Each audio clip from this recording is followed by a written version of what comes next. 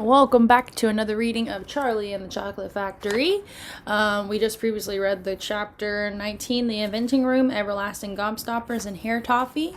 Last thing we left off on, they were moving on to another room. Okay, so chapter 20, The Great Gum Machine.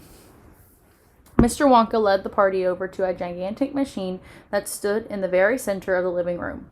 It was a mountain of gleaming metal that towered high above the children and their parents. Out of the very top of there sprouted hundreds and hundreds of thin glass tubes, and the glass tubes all curled downwards and came together in a bunch and hung suspended over an enormous round tub as big as a bath. "Here we go!" cried Mr. Wonka, and he pressed 3 different buttons on the side of the machine. A second later, a mighty rumbling sound came from inside, and the whole machine began to shake most frighteningly, and steam began hissing out of it all over. And then suddenly the watchers noticed the runny stuff was pouring down the insides of all the hundreds of little glass tubes and squirting out into the giant tub below.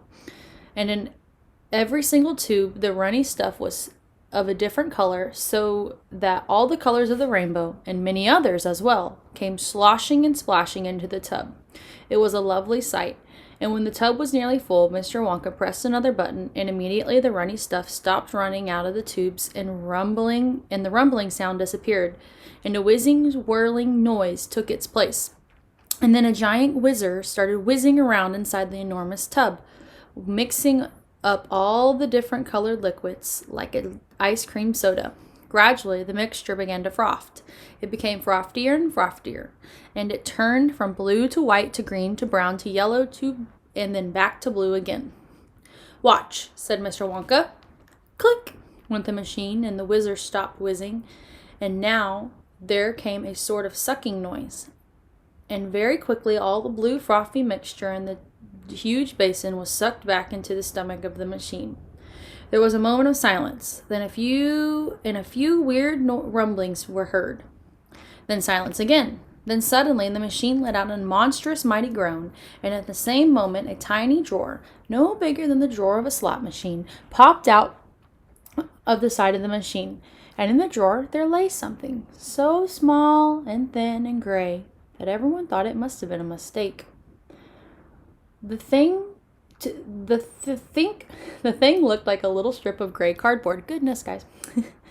The children and their parents stared at the little gray strip lying in the drawer. "You mean that's all?" asked Mike Teavee, disgusted.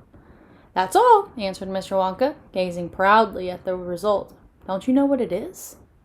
There was a pause. Then suddenly Violet Beauregarde, the goofy gum-chewing girl, let out a yell of excitement.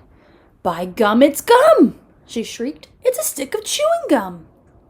"Right you are," cried Mr. Wonka, slapping Violet's hand on the back. "It's a stick of gum. It's a stick of the most amazing and fabulous and sensational gum in the world." There's a picture. All of them standing around, looking at the machine with Mr. Wonka. Okay, if you've seen the movie, you probably know what's going to happen next. If not, what do you think is going to happen? I mean, we already lost Augustus Gloop. We haven't lost anybody else yet. I mean, what do you think is going to happen to Violet? Come tune in next time for chapter 21, Goodbye, Violet. So there's a hint about what's going to happen next. Bye, guys.